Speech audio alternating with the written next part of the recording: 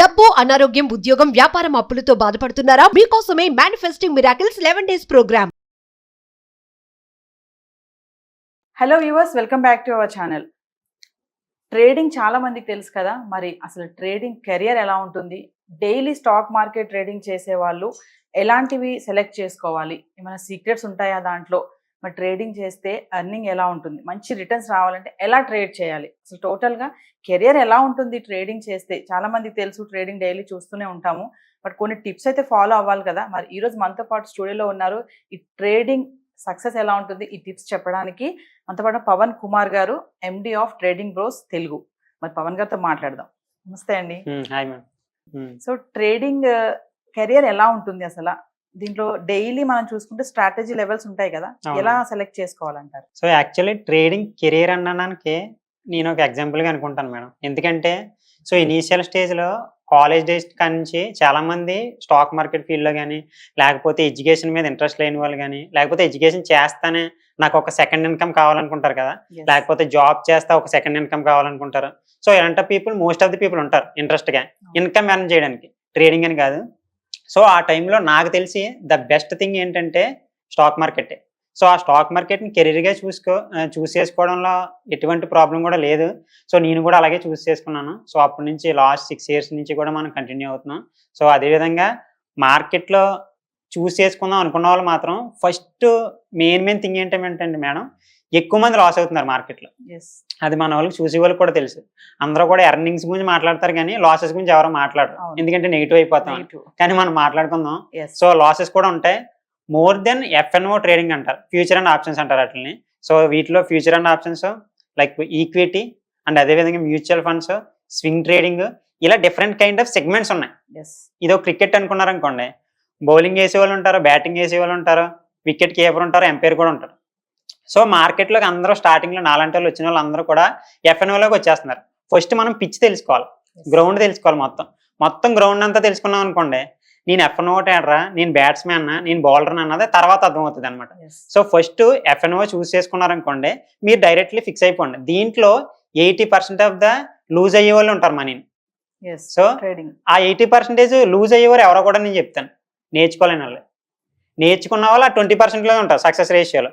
నేర్చుకోలేని వాళ్ళు మాత్రం 80% ఉంటారు. అంటే మనకు సొసైటీలో ఎక్కువగా సర్క్యులేట్ అవ్వడం కానీ, లైక్ మాది రాజమండ్రి, ఆ ఏరియాలో కానీ ఎవరు కూడా ట్రేడర్స్ లేరు. స్టాక్ మార్కెట్ ని ఒక గ్యాంబ్లింగ్ గా కానీ, లైక్ ఇది అపోహలు ఎక్కువ ఉన్నాయి. లైక్ ఎందుకంటే ఇండియా స్కామ్ ఆ టైప్ ఎక్కువ ఉన్నది.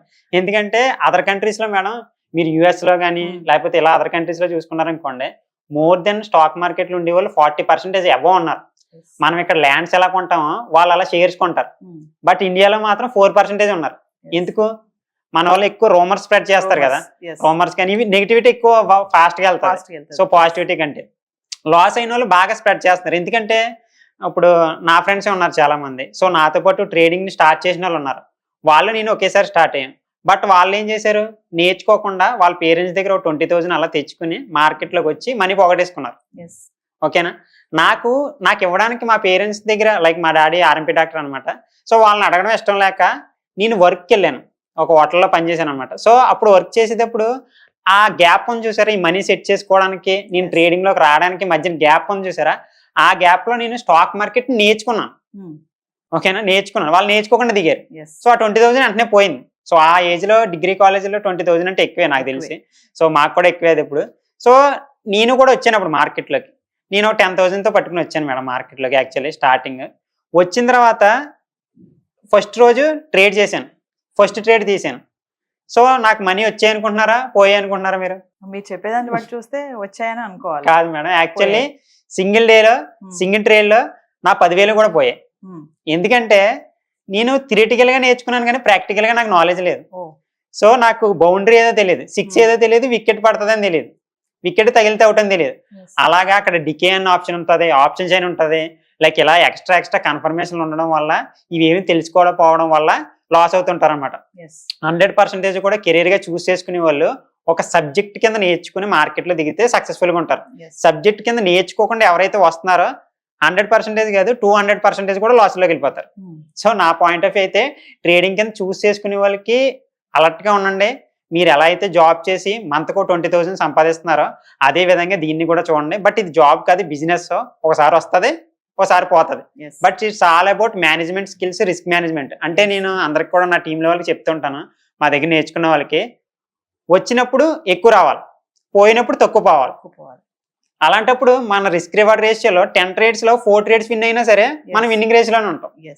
ఓకేనా? సో ఈ విధంగా నాలెడ్జ్ నేర్చుకున్న వాళ్ళే కెరీర్ కింద చూస్ చేసుకోమని నాదైతే సజెషన్.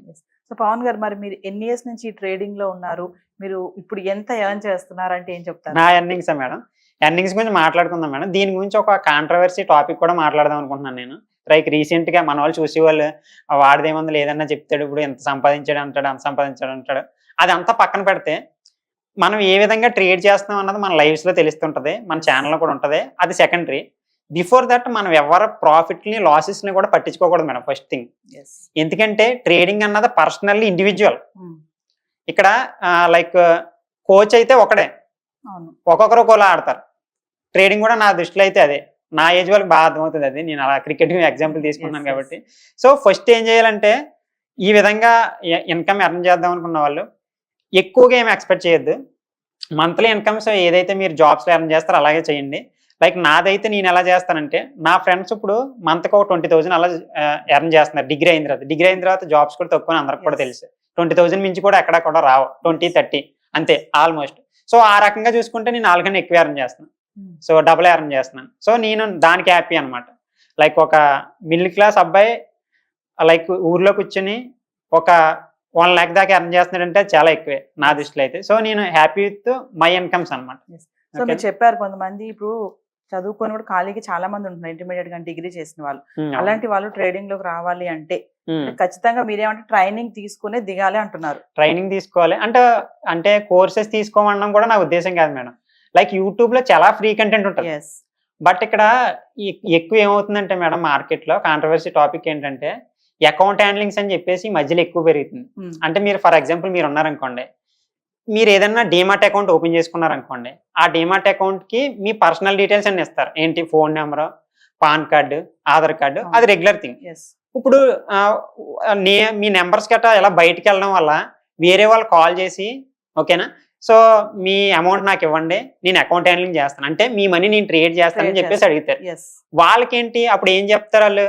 ప్రాఫిట్ వస్తే మీరు 50%, నేను 50%, లాస్ వస్తే మాత్రం నాకు సంబంధం లేదు అని చెప్తారు. అరే మనం ఏమనుకుంటాం, నాకు ఎలాగ రాదు కదా, ఒక సెకండ్ ఇన్కమ్ కింద ఉంటుందిలే, మనం జాబ్ చేసుకుంటున్నాం కదా ఆల్రెడీ అని చెప్పేసి మనం ఇస్తాం. వాళ్ళ థాట్లో ఏముంటది, పోతే నాకు సంబంధం లేదు కదా, వస్తేనే కదా నాకు ప్రాఫిట్ అని చెప్పేసి ఓవర్ ట్రేడింగ్ కానీ, అంటే చెయ్యలేని సమయంలో కూడా వాళ్ళు ట్రేడ్ చేసేయడం కానీ, హోల్డింగ్ ఎక్కువ చేసేయడం కానీ అలాంటివి చేయడం వల్ల చాలా మంది ఎక్కువ శాతం లాసెస్ అవుతున్నారు. కావాలంటే ఈ వీడియో కింద కూడా కామెంట్ చేస్తారు, నాకు 100% తెలుసు. ఇలా లాస్ అయిన వాళ్ళు 80% ఇండియాలో ఉన్నారు. సో అందుకే నెగిటివిటీ. సో ఫైనల్ గా పవన్ గారు, మీరు అన్నారు ఇందాక చాలా మంది జాబ్ చేస్తూ కూడా ఎక్స్ట్రా ఇన్కమ్ కోసం చూస్తూ ఉంటారని. అలాంటి వాళ్ళ కోసం ఒక చిన్న ఎగ్జాంపుల్ చెప్పండి. సపోజ్ మనం 30,000 శాలరీ ఉన్న పర్సన్ తీసుకుందాము, అతను ట్రేడింగ్ చేయాలి అంటే ఎంత పెట్టి ట్రేడింగ్ చేయొచ్చు, అతనికి ఎంత హై రిటర్న్స్ వస్తాయంటారు? ఒక ఎగ్జాంపుల్ చెప్పండి. ఫర్ ఎగ్జాంపుల్ మేడం, ఇది చాలా అబౌట్ పర్సంటేజ్. మన క్యాపిటల్ బట్టే మన పర్సంటేజ్ ఇన్కమ్ అన్న ఉంటుంది అంట. ఇప్పుడు 1 lakh లైక్ 10% అనుకోండి, లైక్ 10,000 సంథింగ్ అలా ఉంటుంది. సో మీ క్యాపిటల్ బట్టి మీ ఇన్కమ్స్ అన్నది ఉంటుంది అనమాట. బట్ పూర్తి స్థాయిలో నేర్చుకోవాలి. అండ్ దానికంటే ముందు జాబ్ హోల్డర్ కి టైం ఉండదు మేడం. మార్కెట్ ఎప్పుడు స్టార్ట్ అవుతుంది? 9:15 స్టార్ట్ అయ్యి 3:30 ఎండ్ అవుతుంది. జాబ్ హోల్డర్ ఎప్పటి నుంచి ఉంటారు? 9 జాబ్ స్టార్ట్ చేసుకుని 5 ఎండ్ అయిపోతారు. వీళ్ళ కోసం లైక్ కమోడిటీస్ అని చెప్పేసి ఉంటాయి, గోల్డ్, సిల్వర్, క్రూడ్ ఆయిల్, అవి నైట్ కూడా ట్రావెల్ అవుతుంటాయి, అవి కూడా చేసుకోవచ్చు మనం. అండ్ అదే విధంగా బ్రో నేను మార్నింగ్ 9 నుంచి 11 వరకు ఖాళీగా ఉంటానన్నారు అనుకోండి, అంటే మార్నింగే 3 minutes లోపే ట్రేడ్ చేసి మనం ఎగ్జిట్ అయిపోయి వెళ్ళిపోవచ్చు. అలాంటి స్ట్రాటజీలు కూడా ఉంటాయి అనమాట. నాలాంటి వాళ్ళు అనుకోండి, నేను ఖాళీ, నేను ఫుల్ టైం ట్రేడర్ అన్నా. సో మార్కెట్ స్టార్ట్ అయ్యి ఎండ్ అయ్యే వరకు 6 hours కూడా ఉంటాం. నాలాంటి వాళ్ళకి వేరేగా ఉంటది, ఇలాంటి వాళ్ళకి వేరేగా ఉంటది అనమాట. సో పవన్ గారు, మరొక ఎపిసోడ్ లో ఫుల్ టైం ట్రేడర్ అన్నారు చూసారా మీరు లాస్ట్ లో, దాని గురించి ఒక ఎపిసోడ్ చేద్దాం. ఫుల్ టైం ట్రేడర్ గా ఉన్న వాళ్ళు ఎంత ఎర్న్ చేస్తారు అనేది. Thank you. సుమన్ టీవీలో మీ పర్సనల్ అండ్ బిజినెస్ ప్రమోషన్స్ కోసం కింది నెంబర్ కి కాంటాక్ట్ చేయండి.